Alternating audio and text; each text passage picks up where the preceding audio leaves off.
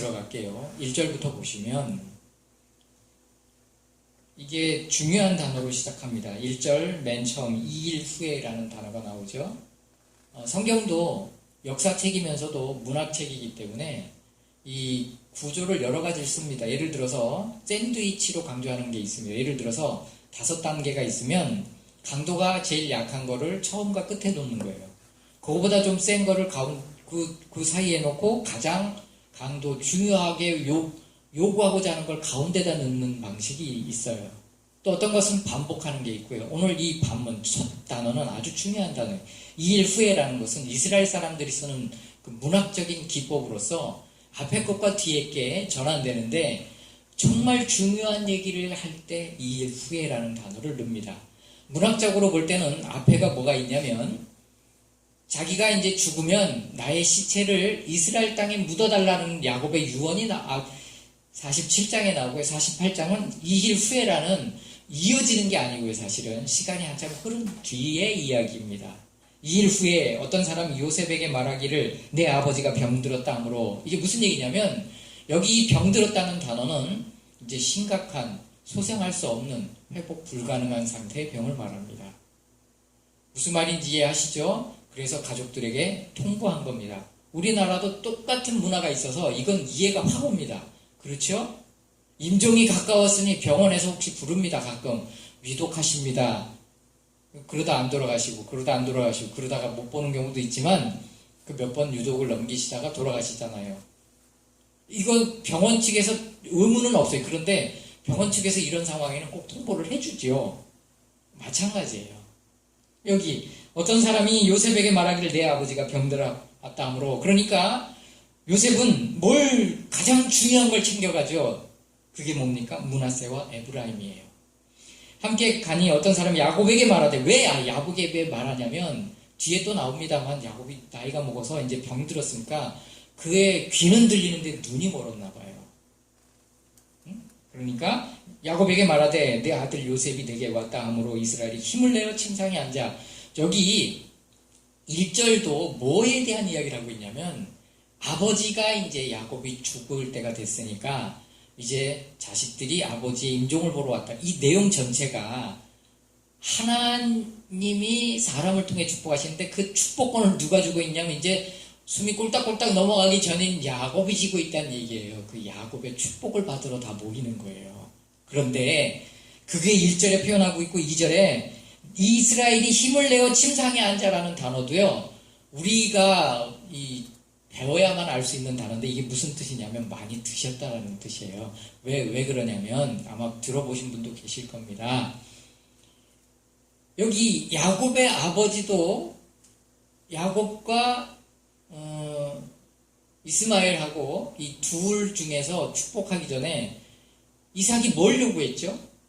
맛있는 사냥감을 잡아와서 맛있는 고기를 해라. 그리고 먹고 내가 축복하겠다. 왜 그랬냐면 마지막 먹고 기운이 소생하고 힘을 내서 축복하겠다는 의미예요. 그래서 여기 보면 이스라엘이 힘을 내어 침상에 앉았다라는 말이 그 말은 뭐가 생략된 거예요? 맛있는 걸 먹고 보양식을 먹고 기운을 내어 앉았다라는 의미입니다. 뭐 하기 위해서? 축복하기 위해서. 그러니까 1절과 2절은 다 그 내용을 담고 있는 내용이에요. 3절 요셉에게 이르되 이제 3절과 4절은 뜬금없이 야곱이 자기 인생을 추억합니다. 간략하게. 근데 이 추억하는 이 간략한 내용에 뭐가 들었냐면 간단해요. 하나님이 언약하신 것이 성취된 걸 고백하는 거예요. 이제 죽기 전에 야곱이 고백하는 주된 관심사가 뭐냐면 하나님의 약속의 성취예요. 그 중에는 하나님이 일방적으로 하신 약속도 있을 것이고 그 중에는 야곱이 인생의 어려운 중에 하나님 앞에 기도하고 간구했던 내용이 포함돼요. 그것이 이루어진 것이 나중에 후에 또 나오는데 그게 뭡니까? 요셉을 만난 것이고 그걸 더 지나쳐서 요셉의 두 아들을 본 거예요. 하나님은 침묵하셨지만 절대 침묵하신 게 아니에요. 하나님은 응답하시지 않은 게 아니에요. 이 두 가지를 다 3절과 4절에 함축하고 있는 거예요. 숨이 꼴딱꼴딱 넘어가시는 이 야곱, 늙은 이 야곱, 축복권을 마지막 쥐고 마지막 축복을 하기 위해서 먹고 앉아있는 이 야곱의 주된 관심사는 하나님이 자기에게 어떻게 축복하셨는지와 하나님이 그 언약을 어떻게 성취하셨는지가 야곱의 주된 관심사였어요. 그래서 3절과 4절엔 그거에 대한 늙은 노인이 그거에 대한 고백을 하고 있는 거예요.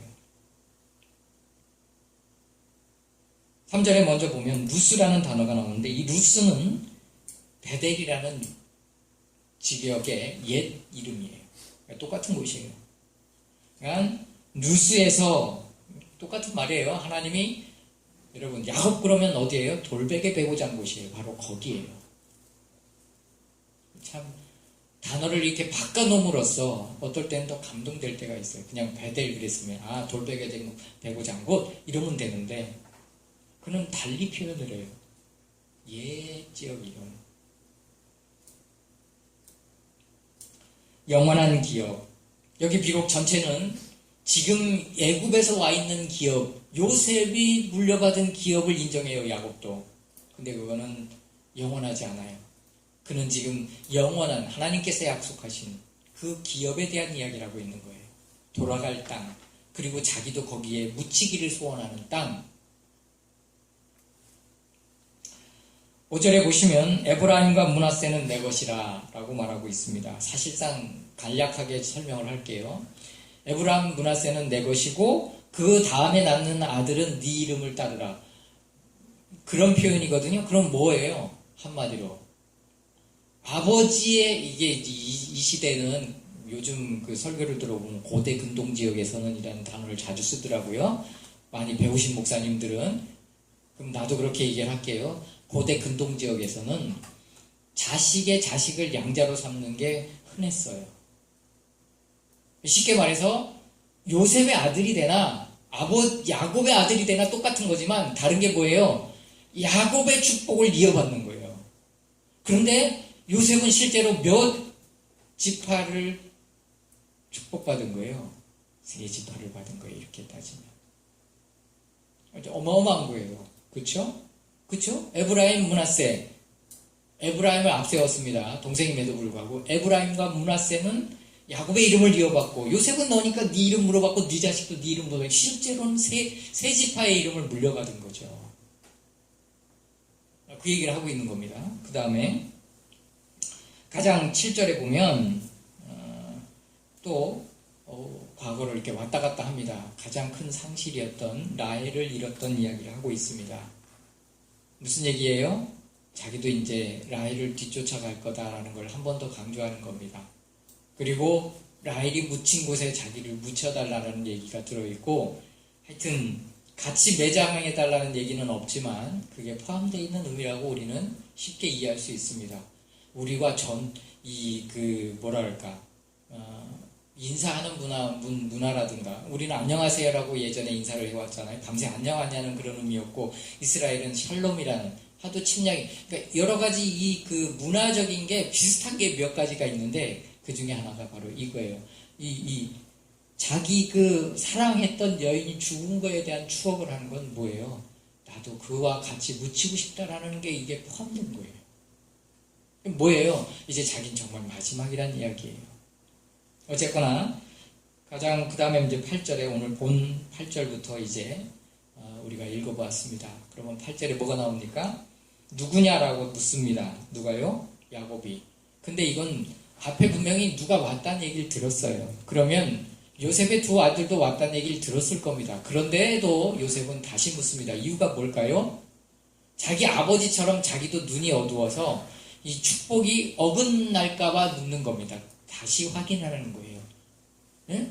앞절에 누구 얘기하고 있어요? 에브라임과 므낫세 얘기하고 있잖아요. 요셉도 내 집하고 그들도 내 집하다. 이 세 집한다. 나의 축복을 이어받을 내 집하다라고 얘기하고 있으면서 누구냐라고 묻는 건 뭐예요? 그들이 맞냐 이 말이에요. 데리고 오라. 축복하겠다. 이런 의미예요. 조금 얘기가 앞뒤로 왔다 갔다 하겠지만 지금은 뒤에 걸 잠깐 다시 앞으로 끌어오겠습니다. 뭐냐면 요셉이 어떡합니까? 지금 앞으로 아버지 앞으로 데려갔는데 무릎에 앉혔다는 얘기는 아니에요. 성경 보면 꼭 무릎 같은데 아버지 앞에 있었다는 얘기예요. 그리고 물렸다는 얘기가 나오고 누가 물려요? 요셉이 물립니다. 아버지가 물린 게 아니에요. 요셉이 물리고 요셉이 무슨 행동을 하냐면 아버지께 큰 절을 합니다.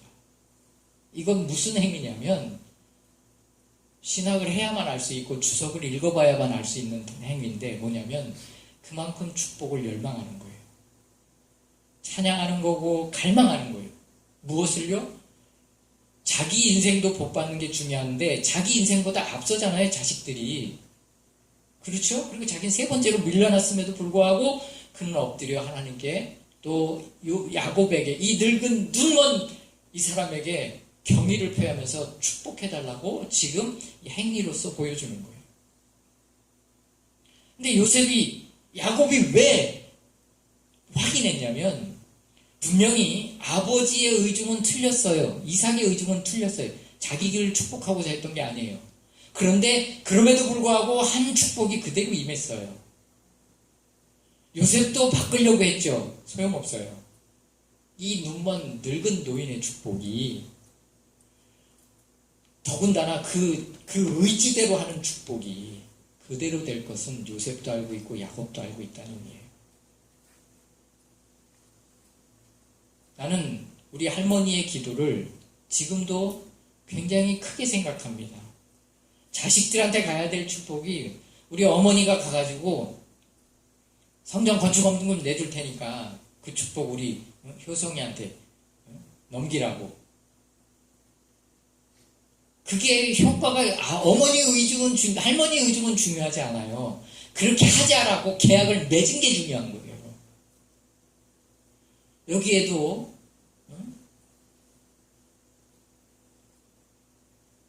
복덩이라고 할머니가 부르는 분이 한 분 계시는데 자식들 많은데도요.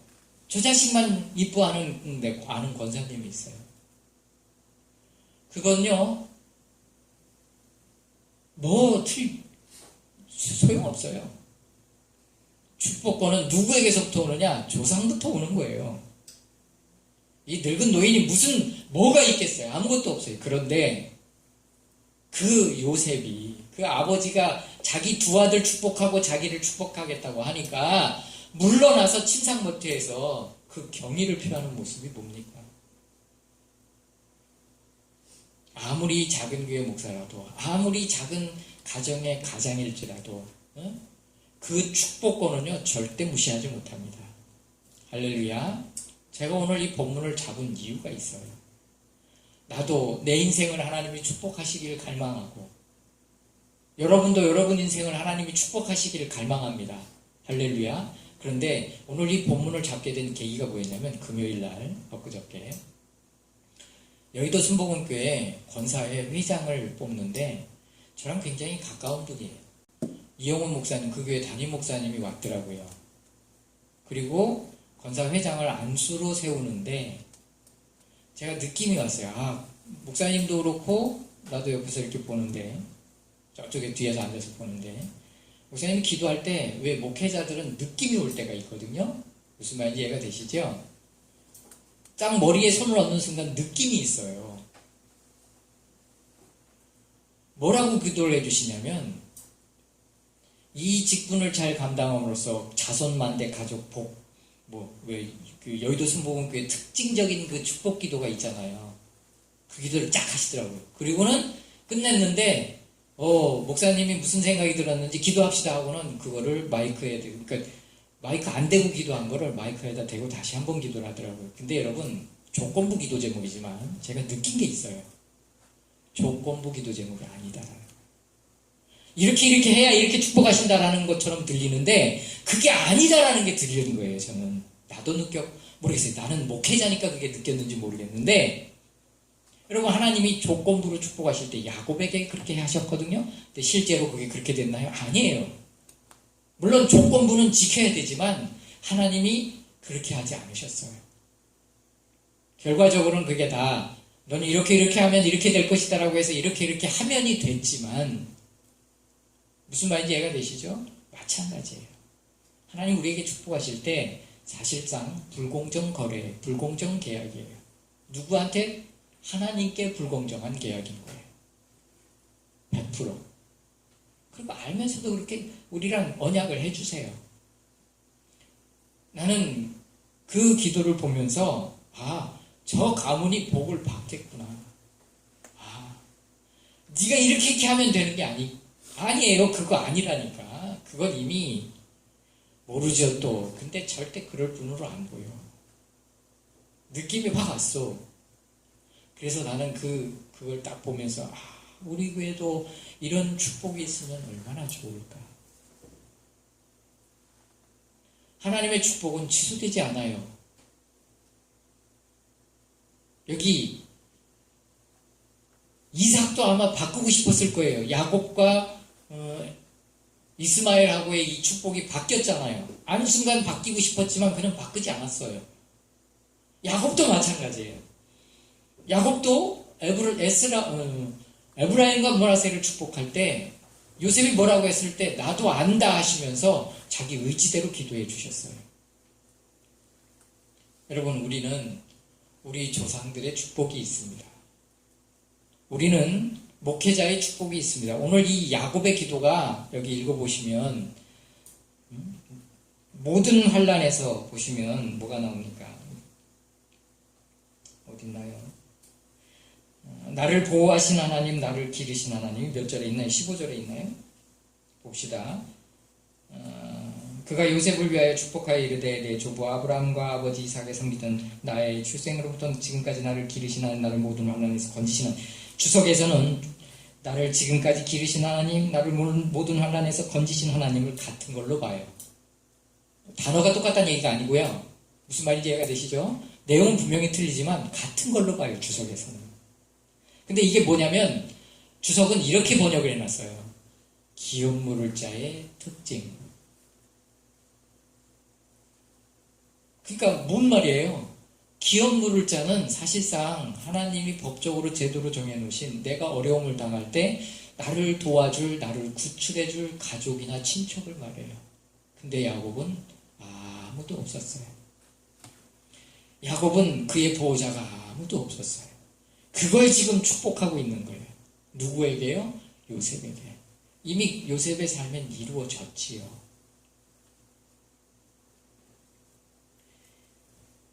제가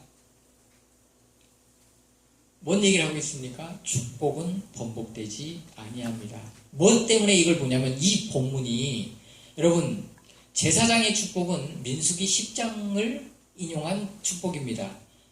지금도 이스라엘 사람들은 제사장들이 축복할 때 민수기 10장을 인용해서 축복합니다. 그런데 가게에서 축복할 땐 요 본문을 따서 합니다. 이게 전통, 유대 전통의 축복은 바로 요 본문을 따갖고 축복합니다. 그래서 이스라엘은 가게의 축복, 그 다음에 레위 족속의 축복, 물론 지금은 레위 족속이 불분명하지만 그래서 이 두 본문을 갖고 자기 가족들을 축복합니다. 랍비들이. 이해가 되시죠? 이만큼 중요한 단어예요. 나는 이와 같은 축복이 우리 모두에게 충만히 임하기를 바랍니다. 할렐루야. 두서없이 왔다리 갔다리 하면서 오늘 설교를 했지만 다시 정리를 합니다. 여러분, 하나님의 축복은 가게의 축복이든 목사님의 축복이든 부모의 축복이든 우습게 여기지 않기를 바라요. 그 축복을 사모하기를 바라요. 요셉과 같지는 아니더라도 이 축복을 사모하는 자세로 받는 자가 받는 거예요. 그 목사가 능력이 있고 없건 중요하지 않습니다. 자기 자세가 중요한 거예요. 두 번째, 그 축복대로 임합니다. 변개하지 않고 바꾸지 않습니다. 바꾸시지 않습니다. 하나님은 말씀을 번복하지 않아요. 이와 같은 축복이 여러분 가운데 가득하길 바라고요. 여러분 부모에게 효도하시고 부모에게 잘 하시길 바랍니다. 내용 전체가 뭐라고요? 이제 야곱이 이후에 이제 죽을 때가 된 거예요. 이제 축복할 때가 된 거예요. 그래서 다 모였어요. 이들 중에 가장 야곱의 축복을 사모한 인물이 누구예요? 성경에 누구의 이야기만 기록하고 있어요? 요셉의 이야기. 어떻게 했다고요? 아들들을 두 앞에 물리면서 자기가 원하는 아들을 앞에 놓기도 하고 막 그랬죠. 그게 뭐예요? 그만큼 자식들이 잘 되기를 바라는 축복을 사모하는 행위예요. 그것도 모자라서 어떡합니까? 물려서, 잠시 물려서 하나님 앞에 경배하고 그 축복을 사모하는 모습을 행위로 나타내고 열망하면서 축복을 받았어요. 그리고 아버지가 받았던 그 축복을 요셉은 그대로 물려서 받습니다. 나의 나무로부터 나를 기르신 하나님, 나를 모든 환난에서 건지신 하나님께서 이 요셉을 축복하시고, 나도 이 말씀대로 하나님이 나를 축복하시리라고 믿습니다. 할렐루야. 나도 나의 기름 물을 자가 아무도 없었고 지금도 마찬가지예요. 나의 오직 유일한 내 기름 물을 자는 눈에 보이지 않는 하나님밖에 없어요. 내가 붙잡고 있는 건 우리 주님밖에 없어요. 여러분이 주님을 붙잡되 여러분에게는 눈에 보이는 가게의 축복자들이 있을 겁니다. 그지요? 그리고 여러분이 좋은 축복자가 되기를 바랍니다. 자식에게 뭘 불려주실래요? 여기 이렇게 봅시다. 요셉이 부자인가요? 야곱이 부자인가요? 그지요? 요셉이 엄청난 부자예요. 근데 누가 누구에게 복을 받고 있어요? 요셉이 축복했나요? 웃기는 소리 하지 마세요. 요셉이 가서 머리를 조아렸어요. 그 늙은 노인에게. 평생 사모하고 그리워하고 보고 싶어 했던 그 아버지에게. 난 그 아버지도 없어요. 여러분, 여러분의 축복자는 누구예요? 하나님이십니다. 할렐루야. 나의 축복자는 누구예요? 하나님이십니다. 우리 아이들은 내가 마음껏 축복할 수 있어요. 저 자식들은 하나님이 축복하실 겁니다. 말이 좀 이상하네요. 저것들이 그 복을 모르지요. 복에 겨워 살지요. 축복하며 사시기를 바라고, 그 언약을 성취하시는 그 축복을 사모하며 사시기 바라고, 결론은 이겁니다. 인생 끝에 가보니 하나님이 다 성취해 주신 거예요. 할렐루야. 우리도 똑같을 거예요. 우리 인생 끝에서 뒤돌아보면 야곱과 똑같은 고백들을 할 거예요. 이때는 이랬었고, 이때는 괴로웠고, 이때는 어려웠지만 결과는 이렇게 됐다. 그리고 그 끝에서 나도 내 자식들을 축복하며 주님의 부름을 받을 것입니다. 그걸 확신하고 살아가시길 바랍니다. 할렐루야. 기도합시다. 기도하겠습니다. 하나님 아버지 감사합니다. 주님을 찬양합니다. 야곱을 축복하시고 요셉을 축복하신 하나님께서 우리들을 축복하심을 믿습니다. 우리의 기업 물을 자가 되신 하나님을 찬양합니다. 예수님의 이름으로 기도드렸습니다.